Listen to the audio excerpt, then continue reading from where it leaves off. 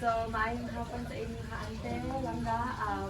Ako na ay si Princess Rita Castro Mayor. So, karon kay higayon pa o kanang orientation mahitungod sa paggamit sa teknolohiya sa sulod sa balay, especially na sa mga bata ante no kay kuan baya kanang kuan na kay sila karon sa kanang cellphone.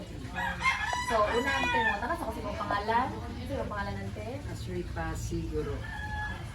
Ikaw lang ka sa imong pangalan. Paano mo? Yay Magul. Pilay mong edad? 7. 7. Ikaw ante pilay mong edad? 45. Kaduha pangutana ante kanang kani ba si kanang imong anak kay kanang gadula ba siya cellphone or nakuan ba siya technology? Oo.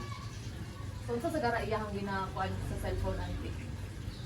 Sa mga cartoons, sa mga sa mga salida ko. Mga kanang videos.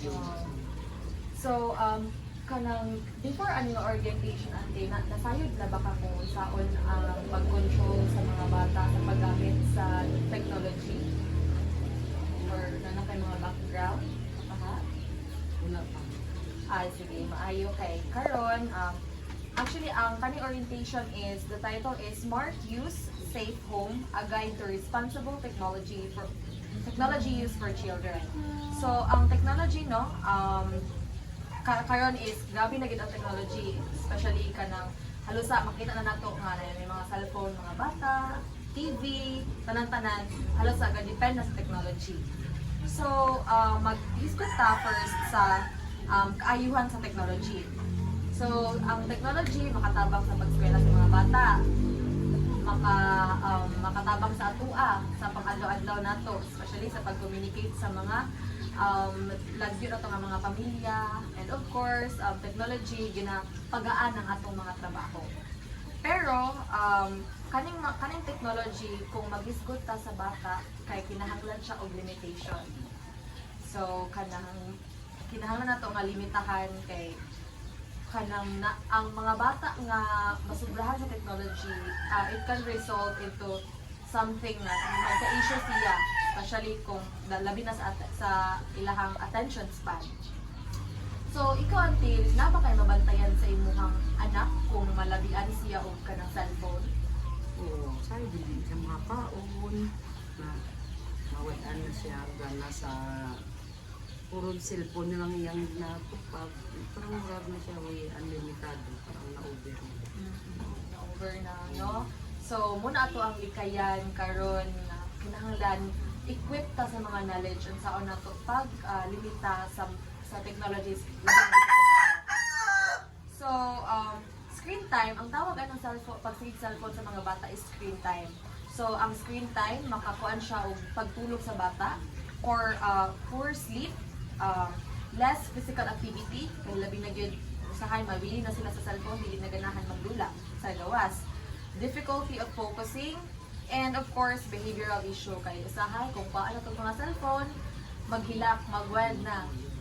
Kay gusto nga sa cellphone na permanently. So, muna siya ang mga tips karon sa pag control nato sa screen time sa mga bata. First is mag-set ta og daily schedule or screen use. Kani siya is, for example, ante karon nga buntag is alas 7 to alas 8 lang siya mag-cellphone. And pag abot sa alas 9, alas 8 kapin, ato nang paho ng cellphone. Ug ato siyang i-briefing daan nga tama nga gid alas 8. And of course, no gadgets during meal time para sa mga ganina ante nga di na siya ganahan magkaon kay magsige na lang cellphone. So kinahanglan nato disiplinahon gyud ang bata nga kanang dili siya mag cellphone during kaon, especially before matulog kay mawala ang ilahang gana sa pagtulog. And use a timer if needed to help children know when it's time to stop. So kani siya is kanang para sa pagdisiplina sa oras nga tinggamit lang yun sa screen sa cellphone or sa gadget. So parental guidance is important yun din lahat, no? Kay kani siya nga seminar para magiging sa mga parents kung kanang unsaon gyud ang mga bata. And mga tips ni siya ante para nga mas maayo ang mas proper ang guidance nato sa mga bata like, sa paggamit sa cellphone or sa technology. Una is always check what they are watching or playing. So, check din nato always kung unsa ang ginatanaw sa mga bata kung appropriate pa ba gyud sa ilahang edad kay labi na nga daghang mga bati nga mga videos nga gakalat karon. Use child-friendly apps and turn on parental controls. Kung sa karon mo anti kay na YouTube Kids. Kanang YouTube Kids is para gid na sa mga bata tanan. Walay videos diha nga kanang mga pangdagko.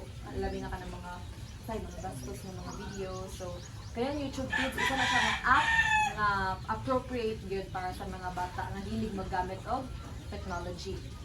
And watch or play with them sometimes. So, kung naahigayon kita mga ikaw nga parent, kinahanglan nga imo siyang ubanan sa pagtan-aw sa cellphone, imong giyahan kung unsa iyang makita, imo siyang istoryahon, pangutan-on kung unsa na kay haron ang pagtan-aw niya sa mga videos dili lang nga para sa lingaw kundi makatuod siya and also bonding as a family. So usa po dili nato kalimtan nga aside sa technology, naapay mas daghan nga physical activities nga pwede nato i-offer sa atong bata. Pwede po nato siya pabasahon, uban ang ginikanan, pwede nato padulaon sa gawas uban ang mga kadula. And of course, pwede to sila offer ng drawing. Ikaw, ganahan ka drawing lang nga? Oo, aside sa screen time, pwede sad ka mag-drawing or para ma-enhance ang imong skills. And of course, doon sila kanang tabang, simple chores, tabang sa balay, pagiging baron, or mag-trapo baron, para maiwas na to sila sa screen time. So, and also, as a parent, dapat good role model po na sa itong mga bata. Na ipakita po na to sa ilahang, nga dili ta, ina-anak po nga gabi makagamit sa technology.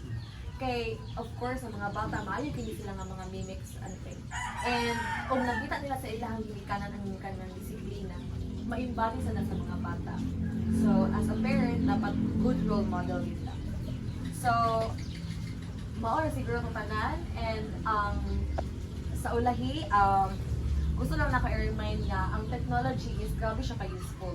Pero, dapat na ay limitasyon sa atong paggamit. Hilabi na gid sa atong mga anak. Dapat natay guidance and natay kanang equipped ta with knowledge how to deal with technology.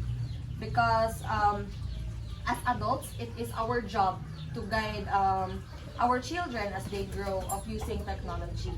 And let's create homes where technology is supporting learning, connection, and creativity, but never replaces the experiences and relationship. So dapat ang technology is para lang sa pagtabang sa tua, dili pulihan ang ato ang pang-adlaw-adlaw nga buluhaton. So thank you kaayo ante. I hope nga nakakay na learn gikan sa akoa. And thank you kaayo lang sa pagpaminaw. So once again, salamat kaayo ante.